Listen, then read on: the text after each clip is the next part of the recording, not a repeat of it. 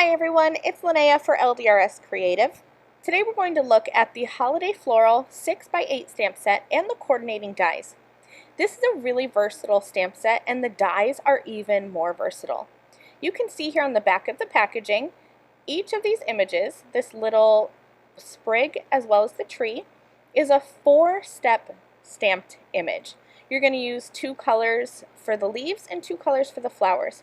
I'll use some traditional colors today, and I'm going to create a card with the stamp set and a second card using the dies as well as some pattern paper to show you the versatility of these dies. So I'm starting here with the sprig, and I'm going to stamp a whole bunch of these. I'm using some LDRS Creative Hybrid ink. This first color that I'm using is Evergreen. It's a dark green ink, and I'm going to stamp this little sprig a bunch of times. I stamped a total of 12. But I only ended up using 6 on my card. After I finish stamping all the outlines, I'm going to start filling in with some lighter colors of LDRS Creative Hybrid ink. The first color that I used is Pistachios Aplenty, and all I did was take the second layer and line that up with the leaves. It's very easy to do. Here I'm using some olive green hybrid ink to fill in that sprig. And you can use any color inks that you want. I'm using greens. I used the Pistachios Aplenty, the Olive Branch, and now I'm going to use some Key Lime Pie.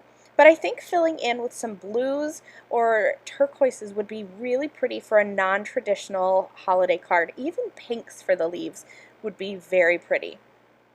I'm going to switch over now to the third stamp, and that's going to stamp these 3 flowers. I'm using a red ink. I'm using some lipstick red for this, and I'm just going to stamp this all 6 times onto each of those little sprigs, and then I'll switch over to my last stamp, and that will add centers to the center of the flowers. I used Scarlet Rose Hybrid ink for the centers of the flowers, and that's just a deep red, so I stuck to some traditional colors here, but you can see that I stamped some of the sprigs in some blues. I didn't use that on today's card, but that just goes to show that I'll have some extras for later and that you can use some non-traditional greenery colors. I have the damask stencil, and I'm going to adhere that onto a piece of white cardstock and do a bit of ink blending. I'm using my darkest green ink. This is the Evergreen Hybrid ink, and I'm going to ink up around the edges of my cardstock. I'm going darker on the edges and lighter in the middle. At the time of stenciling, I wasn't sure if I was going to keep this as a full card panel or if I was going to layer something on top. I did end up layering on top, so it doesn't really matter that I kept a gradient of ink and kept it lighter towards the middle. But just remember that's something you can always do. Get creative with your inks. It's a great way to bring dimension to your stenciled backgrounds. I found a piece of greenish blue cardstock that I thought went well with that evergreen ink. And I cut that down so that that is slightly smaller than my card base, which is going to be 4 1/4 by 5 1/2. And then I took those greenery pieces I stamped from the Holiday Floral stamp set, and I created a circular wreath. I created that wreath to go to the edge of my card, and then you see there, all I did was just kind of squish them together so that they would come towards the center of my card. I'm using a piece of press and seal from my kitchen, and I'm going to pick all of those up at once and then add a strip of foam adhesive to hold all those pieces together. I have 6 pieces here, so putting that foam tape makes it so I have one wreath instead of 6 individual wreath pieces. That's just an easy way to work with things. I've stamped a sentiment from the Christmas sentiment stack, and I die cut it with a sentiment stack die 2. That gives that blunt edge. You can use this sentiment stack coordinating die, which has the ribbon edge if you want. New from LDRS Creative with this collection are the shadow dies. So I have the sentiment stack shadow straight 2 die, and I'm using the same color cardstock that I have in the background, so I know that's going to perfectly coordinate.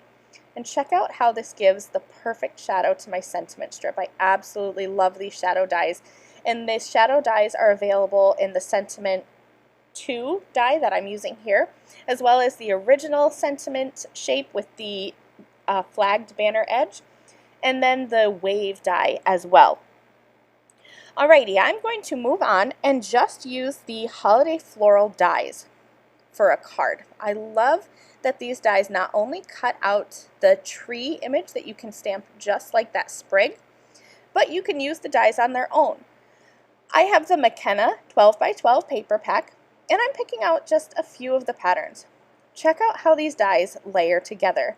I'm going to use them to create a shaker card, but remember that you can always die cut these individually and create a forest of trees that are different sizes, but I love how they layer together so you can create a shaker frame if you want. I have the two smallest dies, so the middle die and the smallest die, and I'm taping them together. And when I pop this out, you're going to see here how that forms a little tree frame. And I can layer that onto the largest tree die. Originally, I thought I would go with a whole bunch of patterns, but it was too busy for my taste. So I switched, and I took this soft pink snowflake cardstock pattern paper from the McKenna 12 by 12 paper pack. I used the largest die for that, and then I stacked those two smaller dies together and used white cardstock. And that creates my frame. I used the second largest or second smallest die, the middle die, and I cut a piece of acetate. So that's going to be the perfect size for the shaker window. And I'm going to just add some double-sided adhesive around my frame and add that acetate right over the top. I'm creating a very simple shaker card. No bells, no whistles, just easy peasy shaker. So I have my acetate on there now, and I've added some thin strips of foam, hiding that behind the frame.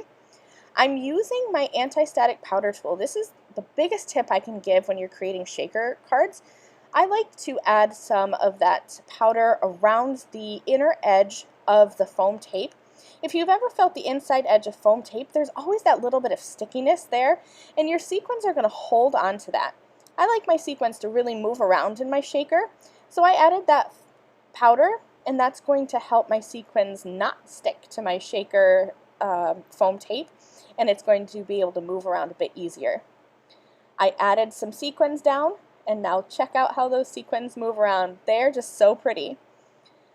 I cut a piece of the McKenna 12 by 12 paper down to the size of an A2 card, and then I have a white cardstock panel, and I've added my shaker element on top.